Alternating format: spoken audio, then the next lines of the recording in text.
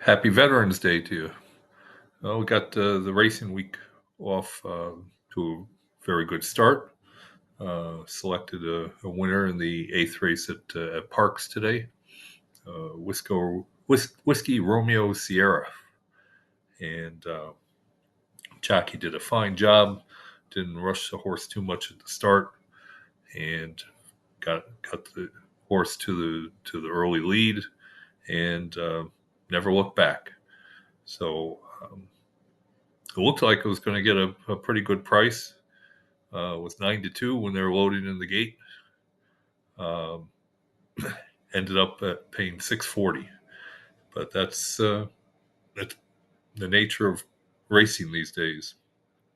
The odds change dramatically uh, in the last minute when there's absolutely nothing you can do about it.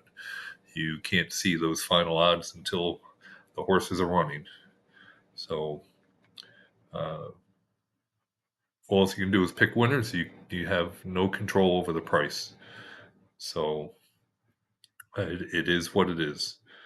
Um, but I was glad to put another winner on my record and show you the bankroll.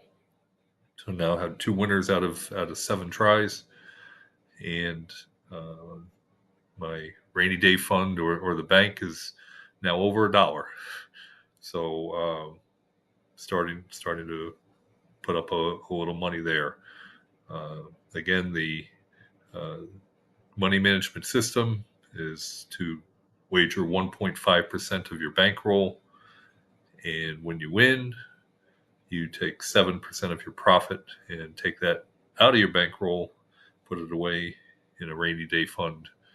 And if you can maintain your original balance over time or even increase it, then that rainy day fund is fun money. It's money that you can go on vacation with or do whatever with. So that's the theory. The hard part is, of course, picking enough winners to keep that bankroll good and healthy. So since I had a look at PARX today, I got my sire stats and broodmare sire stats and trainer stats, also known as my race reports, off my website. Uh, They I make them free every day for the track in which I uh, make a selection for. So again, it will be PARX for tomorrow. Um, for today's card, I had a few races, like four different races, where there were some really fat layoff numbers, and that's the first thing that I look for when going through my race reports is on the sire and broodmare sire reports, looking for big layoff numbers because that is the first clue that the horse could run a top effort on a given day. So, looking at Tuesday's card at PARX, there were no such fat layoff figures. And you just never know from day to day what you'll get. So, had to do some good old fashioned handicapping and going to race number 9, the last race on the card. And I like number 5, Peyton's College. And uh, looking at the past performances, Peyton's College has won um, 3 of her last 5. She's a 6-year-old mare. Um, she's won 4 for 12 at the distance and 7 for 23 over the PARX track. And pretty consistent mare. And you have others in the field that there are some question marks for. I never play horses that are dropping in class off of when they've had at least 5 weeks off. Uh, it's always to be avoided. There was at least one in this field with that particular angle. Um, Peyton's College to me looks like the right play in race number 9, and Also versatile, can be on or near the early lead, and also shows a fairly recent win coming from off the pace. So and gets Francisco Martinez back in the saddle.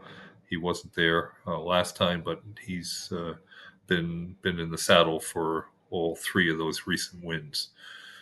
So as backups in the field, I would go with number 9, Valiant Majesty, and number 4, Mended We Stand.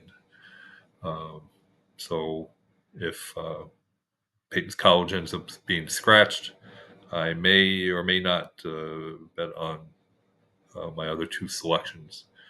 So always like to uh, give at least 3 selections in a given race. So here we'll go 5, 9, 4, and I encourage you to go to my website and uh, get my race reports for free for PARX, so that you can take a look at them yourself. Click on sire stats on the homepage of my website to read all about how those statistics are calculated and to learn more about them. So it's a bit of a process, but it's a fabulous handicapping tool. I couldn't imagine uh, handicapping without my unique statistics. So we'll keep it short for today, and we'll see if we can continue with some luck tomorrow.